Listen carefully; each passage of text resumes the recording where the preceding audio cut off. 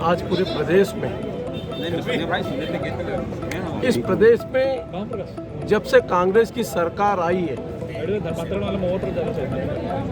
हिंदू धर्म के प्रति सरकार की जो कटिबद्धता है, ये संवेदनशील समाज, लेकिन कांग्रेस पार्टी का हमेशा राजनीतिकरण हिंदुओं के खिलाफ में करते रहे हैं। कवर्धा की एक छोटी सी मामूली सी घटना, अगर किसी व्यक्ति ने झंडा उतारा, एक संप्रदाय के लोगों ने खुलेआम नंगा नाच किया, उसके बाद में भी 24 घंटे तक इस सरकार के मुखिया से लेकर किसी ने भी वहां कार्रवाई करना उचित नहीं समझा।